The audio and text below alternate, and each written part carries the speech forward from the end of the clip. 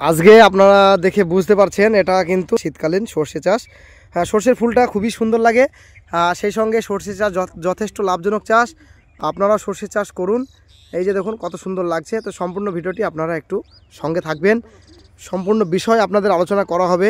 বিশেষ করে কতটা জমিতে কতটা কি খরচা, কতটা কি আয়, বা এত ফলনের এই যে দেখুন কত সুন্দর গাছের ফলন, এই ফলনের রহস্য কি, সম্পূর্ণ বিষয়টা আপনাদের সঙ্গে আজ শেয়ার করব। তো আশা করি ভিডিওটি স্কিপ না করে সম্পূর্ণ দেখার চেষ্টা করবেন। সুপ্রিয় দর্শক মণ্ডলী, কেমন আছেন আপনারা? দেশ ও দেশের বাইরে যে যেখান থেকে আজকের এই প্রতিবেদনটি দেখছেন, সকলকে জানায় আশার আলো গার্ডেনিং চ্যানেলের পক্ষ থেকে স্বাগত। আপনারা তো জানেন আশার আলো গার্ডেনিং চ্যানেল সর্বদা সবুজের সাথে, সেই সঙ্গে কৃষকেরও পাশে। আজকে খুবই সুন্দর একটা মনোরম প্রাকৃতিক পরিবেশের মধ্যে আমরা আছি। দেখে আপনারা হয়তো বুঝতে পেরেছেন এটা অবশ্যই আমরা মাঠের দিকে আছি। বিশেষ করে সর্ষে চাষ তো আমরা সকলেই শীতকালে কম বেশি করে থাকেন চাষি ভাইরা। সর্ষে চাষ তো আমাদের করতে হবে। সর্ষে চাষটা যদি না করা হয়, এটা তো বছরের রবি শস্য, একবারই হয়। এই একবার চাষে থেকে কিন্তু সারা ওয়ার্ল্ডে কিন্তু তেলের একটা যে যোগান, সমস্ত খাবারে কিন্তু রান্না করতে গেলে তেলের প্রয়োজন একটা হয়। তো তেলের যে যোগানটা সেটা কিন্তু এই সর্ষে থেকেই হয়। তো বছরে একবার চাষ করে কিন্তু সমগ্র বছরটা কিন্তু চলে। তো সেই হিসাবে অবশ্যই আমাদের সর্ষে চাষটা করা দরকার। আর একটা বিষয় হচ্ছে, এটা হচ্ছে আমাদের যদিও একটু হাইব্রিড প্রজাতির, কিন্তু ভিয়েতনাম সরিষা কিন্তু একটা নতুন মার্কেটে এসেছে। তো সেটা নিয়েও আমি একটা প্রতিবেদন করার চেষ্টা করব। সেটা হচ্ছে আপনার সর্ষেটা কিন্তু এতটা ঘন করে লাগাতে হয় না, একটু ফাঁকা ফাঁকা করে লাগাতে হয়, আর প্রচুর ফলন। তো সম্পূর্ণ বিষয়গুলো আপনাদের দেখুন, এক একটা জমিতে বা এক একটা এতে যাওয়া, যখন প্রতিবেদন করতে যাওয়া হয় তখন কিন্তু এক এক রকমের এক্সপিরিয়েন্স কিন্তু আমাদের মাঝে আসে। তো আজকে আপনাদের বিশেষ করে আলোচনা করব যে সরিষার যে এই পরিস্থিতিতে এসেছে, এ পর্যন্ত কি পরিচর্যা করা হয়েছে। এখন যেহেতু এই যে দেখুন আপনারা এখানে অলরেডি কিন্তু মোটামুটি ফলগুলো সেটিং হয়ে গেছে প্রায়। তো এখন তো ফল এসেছে। বিশেষ করে এই যত্নটা খুবই ভাইটাল যত্ন। এই সময়তে যদি ঠিকমতো পরিচর্যা না করা হয়, সেক্ষেত্রে ফলন পর্যাপ্ত হবে না। তো সম্পূর্ণ বিষয়টা আপনাদের সঙ্গে শেয়ার করব।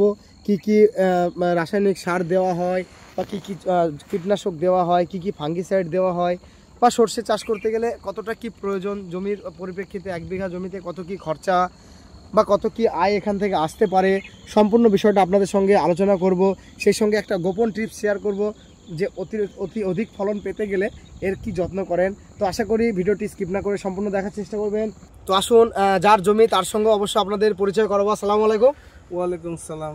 তো অডিয়েন্সের উদ্দেশ্যে আপনার নামটা বলুন, আর আমরা প্রেজেন্ট ভিডিওটি কোথায় করছি, মানে আপনার ফুল অ্যাড্রেস। আমার নাম আসান মণ্ডল, পলাশী জেলা নদিয়া, পলাশীপাড়া থানা, মহকুমা কৃষ্ণনগর। আচ্ছা, আর আপনার গ্রামের নাম? আমার গ্রামের নাম হচ্ছে পলসন্ডা। আচ্ছা, তো পোস্ট অফিসে পলসন্ডা। আচ্ছা, তো চাষবাসের সঙ্গে আপনি কতদিন যুক্ত আছেন? আমি 24 বছর থেকে নিজে চাষ করে, এর আগে ভাইদের সঙ্গে করতাম। আচ্ছা আচ্ছা। দেখুন মোটামুটি ইনশাল্লাহ চাষ ভালোই বুঝে গেছি, চাষ সম্বন্ধে কোনো অসুবিধা নেই। প্রথমে এই সরষেটা জৈব সার দেওয়া হয়েছে। আচ্ছা, জৈব সার দেওয়ার পরে 7টা চাষ মারা হয়েছে, ডিএপি পটাশ সার দিয়ে বনানি হয়েছে। এবার সরষের গাঁথা হচ্ছে। সরষে এবার মেরাক্লান, ভিটামিন ইত্যাদি সব দেওয়ার পরে মোটামুটি 7 থেকে 8 মণ শুকনো সরষে ফলন বৃদ্ধি হবে। মানে আপনার এটা বিঘাতে 7 থেকে 8 মণ এখান থেকে সরষে হবে, তাই তো? প্রতি বছরে পাই 7 থেকে 8 মণ। আর আপনার এই যে সরষেটা আছে, এটা কি জাতের আছে? এটা স্বর্ণ কোম্পানি। আচ্ছা, আর আপনি তো মাটি তৈরি থেকে শুরু করে সম্পূর্ণ প্রসেসটা বললেন। সেক্ষেত্রে আপনার এই গাছের, আপনি প্রেজেন্ট দেখুন গাছটা হাইট, আপনারা দেখুন একটু দূরে থেকে দেখাচ্ছি। গাছটা কিন্তু মোটামুটি আপনার 4 ফুটের কাছাকাছি হাইট। 4 ফুট বৃদ্ধি হবে। আচ্ছা, 4 ফুটের থেকে বেশি। এই যে আপনার ফলগুলো, এই যে দেখুন আপনারাও দেখুন, এই যে ফলগুলো সেটিং হয়েছে এখন, তো কি বলবেন, এই সময়টা তো মানে সর্ষের একটা ভাইটাল টাইম। মানে এই সময়কার পরিচর্যাটা যদি আপনি না করতে পারেন, সেক্ষেত্রে কিন্তু পর্যাপ্ত ফলন কিন্তু কৃষক বন্ধুরা পাবে না। তো এই যে আপনার ফলটা এখন সেট হয়েছে, এক্ষেত্রে আপনি এখন কি পরিচর্যা করবেন যাতে আপনি অধিক ফলন পান? মেরাক্লান কিংবা ভিটামিন যদি না দেওয়া হয়, ফলন বৃদ্ধি ভালো হবে না। আচ্ছা, তো আপনার 1 বিঘা যে জমি এটা বললেন, তো 1 বিঘা জমিতে আপনার মিরাকুলান যদি দেন, ওটা আপনার মিরাকুলানের ডোজ হচ্ছে আমরা যেটা ছাদ বাগানে ব্যবহার করি, পার লিটার জলে 2 গ্রাম দেওয়া হবে। 1 লিটারে 90 গ্রাম, তাই তো? না, 1 লিটার নয়, এই 45 লিটার পানিতে 90 গ্রাম মিরাক্লোন। ছাদ বাগানেও কিন্তু 2 গ্রাম হিসাবে ব্যবহার করি। হ্যাঁ। আচ্ছা, তো এক্ষেত্রে এখন কি আর জলটা, এই যে দেখুন জমিটা কিন্তু একটু শুকনো শুকনো ভাব, এটা এখন জলটা জলটা লাগবে তাই তো? জল লাগবে। তখন কি আর কোনো সারের প্রয়োজন হবে? না, এখন আর সারের আর দরকার নেই, 2 বার দেওয়া হয়েছে, আর সার এখন লাগবে না। আপনার এই গাছটার বয়স কতদিন হচ্ছে, এই যে পজিশনটা আপনার এসেছে? আজকে 65 দিন বয়স হয়েছে। আচ্ছা, তাহলে আপনার এখানে সার লাগছে না, একবার মাঝে জলটা দিয়ে তারপরে মিরাক্লোনটা স্প্রে করবেন তাই তো? মিরাক্লোন স্প্রে করব। আর যদি পোকা লাগে তাহলে আপনার ধান পিট লাগবে। আচ্ছা, এবার বলুন সরষে গাছের সমস্যা কি কি আছে, এদের রোগ কি কি আছে? এই রোগ ধসা মুক্ত একটা রোগ আছে। আচ্ছা, ধসাকে যদি কীটনাশক ওষুধ দেওয়া হয় তাহলে ধসা কিন্তু মুক্ত হয়ে যাবে। আচ্ছা, সেক্ষেত্রে কি ব্যবহার করেন? যদি না দেওয়া হয় তাহলে কিন্তু এখন সরষের ফলন বৃদ্ধি হবে না। আচ্ছা, সেক্ষেত্রে আপনি কীটনাশকটা কি ব্যবহার করেন সেটা একটু বলুন। কীটনাশক ওই মাজড়া ধরনের একটা চোষক পোকা আছে, ওটা দিতে হবে ধান পিট। আচ্ছা আচ্ছা, ধান পিটটা দিলে তাহলে আর চোষক পোকাটা লাগবে না। ওটা ডোজ কেমন আছে আপনার পার লিটার জলে? লাগবে লিটারে 2 ml করে। আচ্ছা, সরষে চাষটা কি বলবেন, এটা যদি কেউ করতে চায়, যদি ভালোভাবে করতে পারে, এটা কি লাভজনক চাষ? এটা লাভজনক চাষ, কিন্তু ইউটিউব দেখে এই চ্যানেলের মাধ্যমে এই চাষ অবশ্যই করার দরকার আছে। আচ্ছা, মানে একটু জেনে বুঝে তারপরে এটা যে কোনো চাষই ফলন বৃদ্ধি হবে না। আচ্ছা আচ্ছা, মানে একটু সমস্ত চাষটা আপনারা দেখুন, যে কোনো একটা চাষ করতে গেলে কিন্তু তার একটা এক্সপিরিয়েন্স অবশ্যই আপনাদের অর্জন করতে হবে। সেটা আপনারা বিভিন্ন রকম বড় বড় ইউটিউব চ্যানেল থেকেও দেখতে পারেন, বা কোনো অভিজ্ঞ একটা ফার্টিলাইজারের দোকান থেকে হোক, বা কোনো একটা অভিজ্ঞ কৃষকের কাছ থেকেও পরামর্শ নিতে পারেন। আর মেনলি আপনি আর কি কি চাষের সঙ্গে যুক্ত আছেন সেটা একটু বলুন। অর্শগন্ধ আছে, আচ্ছা, ভুট্টো চাষ আছে, কুমড়ো চাষ আছে, সাদা সরষে আছে, পেঁয়াজ আছে, রসুন আছে, আরো ইত্যাদি। মানে আপনি সম্পূর্ণ সবজি থেকে শুরু করে সমস্ত রকম চাষটা করছেন? অবশ্যই। আপনারা দেখুন এই যে কুমড়োর জমিটা, কুমড়োর প্রতিবেদনও আমি একটা অবশ্যই দেবো। কুমড়ো চাষটাও কিন্তু উনি করেছেন। তো কুমড়ো চাষটা থেকে সঙ্গে কতদিন যুক্ত আছেন? কুমড়ো চাষটা থেকে 14 বছর থেকে আছে। মানে কুমড়ো চাষটাও কি লাভজনক চাষ? হ্যাঁ, প্রচুর লাভজনক চাষ। তো সরষের আপনি যা বললেন সামগ্রিকভাবে গাছ লাগানো থেকে শুরু করে নিয়ে এই পর্যন্ত যা পরিচর্যা, এছাড়া কি আর কিছু করার লাগে? না, এর থেকে আর থিওরিক্যাল নেই। এবার ফলন বৃদ্ধি ওপরওয়ালার হাত। যত কীটনাশক ঔষধ যা দেয়া হয়, এর থেকে আর দেওয়ার মতন আর পরিস্থিতি আর জায়গা নেই, আর জানাও নেই। আর এটা আপনার পার বিঘাতে ফলনটা কত কুইন্টাল হতে পারে? 7 থেকে 8 মণ ফলবে। 3 কুইন্টাল? হ্যাঁ, 3 কুইন্টাল 20 কেজি। হ্যাঁ, 3 কুইন্টাল 20 কেজি। আচ্ছা, তো আপনার অ্যাভারেজ একটা দাম কেমন কি থাকে সরষের? এভারেজ মিনিমাম 4000 থেকে 4500 টাকা নিম্ন দাম পাওয়া যায়। তাহলে মোটামুটি 12 থেকে 13,000 টাকার একটা ব্যাপার তাই তো? হ্যাঁ। তো আপনার 1 বিঘা জমিতে সরষে যখন আপনি রোপণ করলেন তখন থেকে নিয়ে শুরু করে 3500 টাকা খরচা আছে। 3500 টাকা খরচ, তাই তো?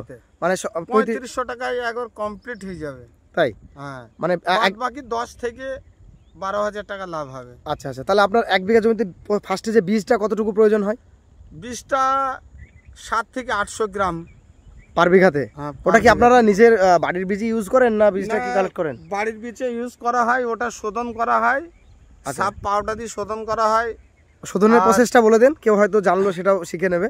শোধন করাটা যখন সরষে মাড়া হবে, আচ্ছা, সরষের মাড়ার পরে ওটাকে শুকানো হবে। শুকানোর পর তারপর বোনানির আগে হালকা জল দিয়ে সাপ পাউডার দিয়ে ওটা রোদে দিয়ে তারপরে বোনানি করা হবে, তাহলে বীজটা শোধন হবে ঘরের বীজের। আর অফিসের বীজে কোনো শোধন লাগে না, ওটা শোধন ওনাদের তো কেমিক্যাল দেওয়াই থাকে। হ্যাঁ। তো আচ্ছা, আরেকটা বিষয়, এই যে সরষের যে খোলটা, ওটা কি আপনারা জমিতে ইউজ করেন? না, সরষের খোল বিক্রি করা হয় না, নিজের জমিতে ব্যবহার করা হয়। ওটা তো কিন্তু অনেক প্রচুর নাইট্রোজেন থাকে। কিন্তু সরষের খোল যদি ব্যবহার করা হয় জমিতে উর্বরতা শক্তি বাড়বে, ফলন বৃদ্ধি বাড়বে, ওর গ্লেজ হবে, ওর অনেক শক্তি বাড়াবে। আর একটা বিষয় বলতে ভুলে গেছি আমি, এখানে যখন আপনি ফার্স্ট যে চাষটা দিয়েছিলেন তখন কি কোনো জৈব সার বা গোবর সার কিছু ব্যবহার করেছিলেন? জৈব সার অবশ্যই ব্যবহার করা হয়। 365 দিনের ভিতরে একবার করে মানে একবার আপনাকে জৈব সারটা ব্যবহার করতে হবে, তাহলে জমি এটা সব চাষের ক্ষেত্রে এটা দরকার, উচিত, তাই বলবেন তাই তো? চাষি মানে চাষের যত ক্ষেত্রে যতটা সবজি, ধান, পাট, সরষে, আলু, পেঁয়াজ, রসুন, ভুট্টা, তৈল জাতীয় থেকে ডাল শস্য থেকে সমস্ত জাতির জিনিসে জৈব সার ব্যবহার না করলে জমিতে উর্বরতার শক্তি কমে যাবে, যার ফলে মাটির যে ক্যালসিয়াম ঘাটতি বা হয়ে পিএইচ যাবে। এর মানটা একটু কম হয়ে যাবে, সেক্ষেত্রে ফলনটা পর্যাপ্ত হবে না। হ্যাঁ। তো আশা করি আজকে ভিডিওটি আপনাদের ভালো লেগেছে। ভিডিওটি ভালো লাগলে অবশ্যই একটি জৈব লাইক করবেন। সার যদি না দেওয়া হয় তাহলে প্রত্যেকটা জমিতে অম্লা তৈরি হবে। অম্ল মানে মানুষের যেরাম গ্যাস, আলসার, অ্যাসিড সমস্ত জিনিসে ওই কমে যাবে, শক্তি কমে যাবে। আচ্ছা আচ্ছা, মানে অবশ্যই জৈব সার ব্যবহার না করলে আপনার জমিতে ফলন বৃদ্ধি পাওয়া যাবে না। অবশ্যই।